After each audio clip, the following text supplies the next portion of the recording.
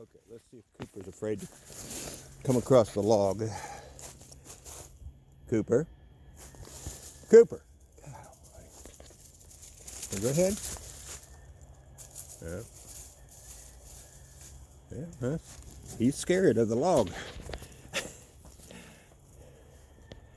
I understand. Rob understands, don't you, Rob? That's slick shit, man. When it's wet, especially when it's got frost on it, I have to get on my hands and knees. I mean, it's that bad. And I'm an Indiana boy, so I understand ice. It's like an album cover. I started dog shit. Started the video now because when I come up out of here, see, I grabbed these two trees. Thank you, trees. Good morning. And they ground me. Shit, my dog's gone. Anyway, when you come up out of here, sometimes it's like you walk like that movie Shangri-La, where they come through the mountain and it opens up into paradise. But then sometimes not. Coopy. I can see him up there. I think that's him. Yeah. Cooper. Come up. Let's see your profile. Ooh, there's his little ears. Okay. Let's see what it looks like today.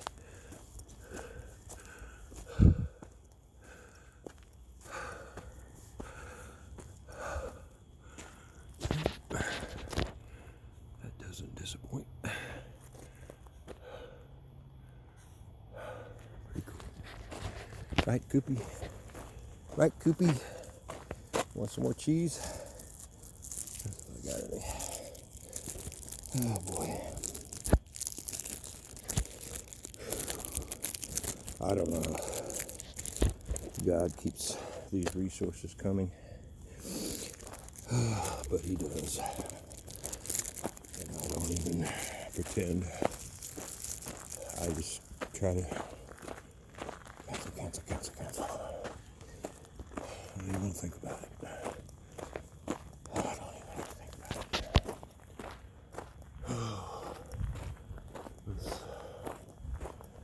Wow. Back in 2008, we were making like 2005, 4 or 5, we were making around there, we were making $100,000 a year. And it was all cash. Well, basically. Cash or checks, which we turned into cash. And we went from that to food stamps. And a real quick, like by 2008, we were crying. I mean, I was punching. I was going to the internet and just writing the word help and punching it in, and it was amazing the horrible people. If you got internet, you're not poor. Oh, fuck you. Poor is relative. They say like Jesus became poor to live here. And I know the 3 wise men were kings and they brought him gold. What you doing, Ollie? Ooh, what is that? They brought Jesus when he was 2 years old enough treasure that he'd never be poor a day in his life. So you say, well, he became poor when he come here? Well, when you look what he had in the heavenly realm, like we all did, we all came here from there. But yeah, when you compare the riches of heaven to what we have here, yeah, you would be considered poor. Shining my light. I saw something.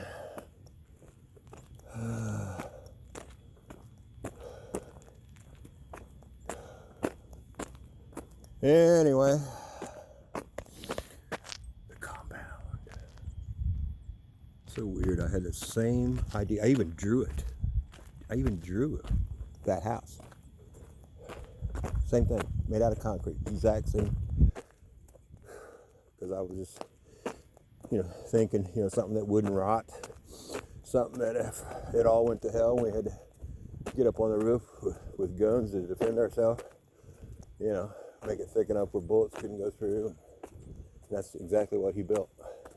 Except he didn't have I was going to have a knee wall on the top with holes in it, like gun turrets, As far as I know, he doesn't have that. They may pop up, who knows. His floors are all heated, swimming pool, it's heated. All the concrete floors throughout are heated, which is awesome. I assume by steam heat, because that's what they're doing these days. Well, hot water. Not steam, but hot water. So, but then he built it. It's so weird. Me and him, our lives are intertwined, and I don't know why. It's, for over 30 years, we keep bumping into each other. Look at that cloud. It looks like Mount Everest or Mount Shasta or something. It's showing up in here. Like snow-capped. See, there's the one mountain over here, but then there's a cloud that's making it look like a snow-capped mountain. Wow. Anyway, it's a little warmer today, 39 degrees. Got my jacket open. Got my sock cap on with the light on it. Nice.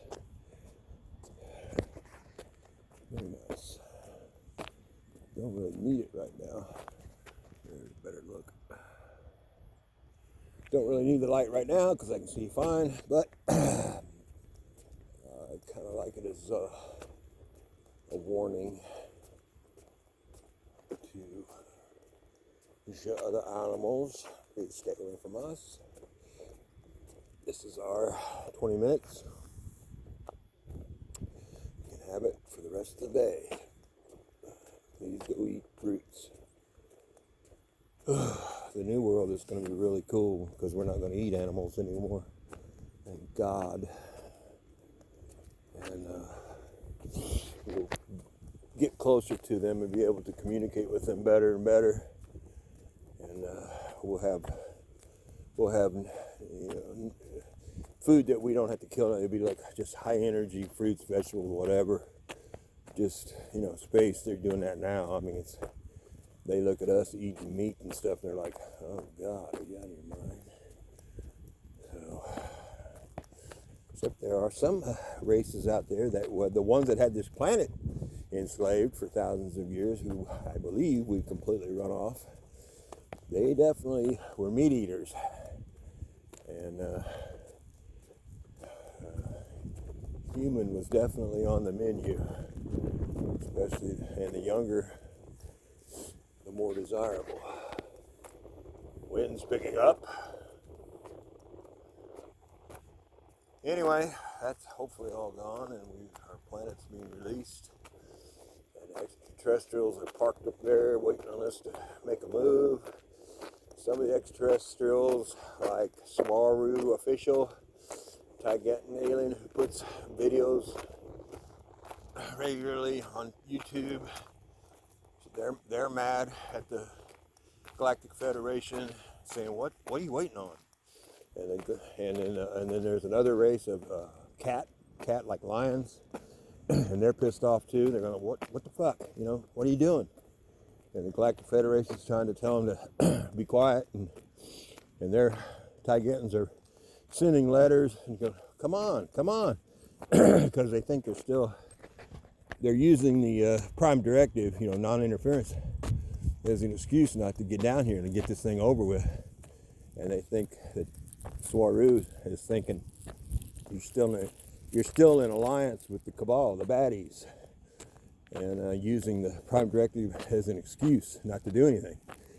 But may I remind you They added to the Prime Directive last year, a Prime Directive that's been in effect for thousands, maybe even millions of years. They added, they can't get involved unless the planet had been coerced.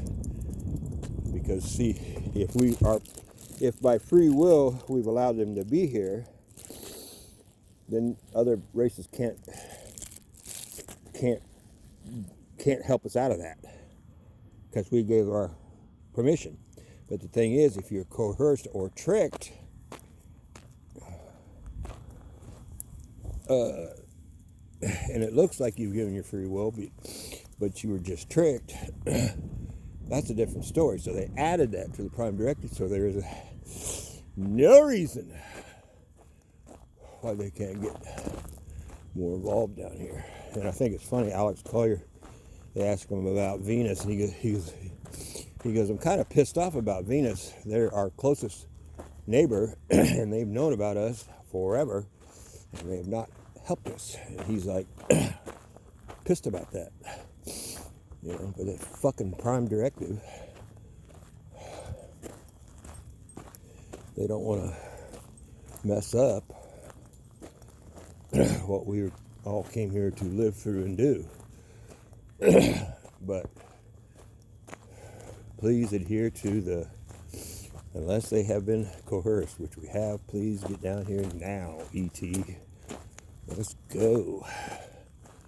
Let's go. Let's go. Anyway, I believe the new world is definitely coming. And Gene Decode was just talking to a girl named Janine. Was talking to Gene with a G, Decode. She's not a very good interviewer. She's very unprepared all the time. But, I mean, if you had Gene Decode on your show, that's like having Elvis or the Beatles. You better be prepared with questions and questions and questions. Or whatever. Just be prepared, and she never is. It's like, wow. Anyway, there's like another, this tarot card guy, he has Honey Golden on his show all the time, and he talks over, and he's trying to pull his cards to, you know, when they ask her questions, and he's trying to, you know, add his 2 cents. It's like, God, shut up, dude. Just let Honey talk. Just let. Elvis is in the building. Anyway, I was going to say something about Gene Decode. But, oh, he was talking about the med beds at 14 minutes. The med beds are real. They're out. They'll put your legs back on you. They'll heal you. They'll make you young again. This is not Daryl's delusions. This is real. It's really there. They're really real. They exist. He goes through the science of how it works. And so it's all coming, folks, and you're breathing. So I assume you're going to get to see it. So have a good day.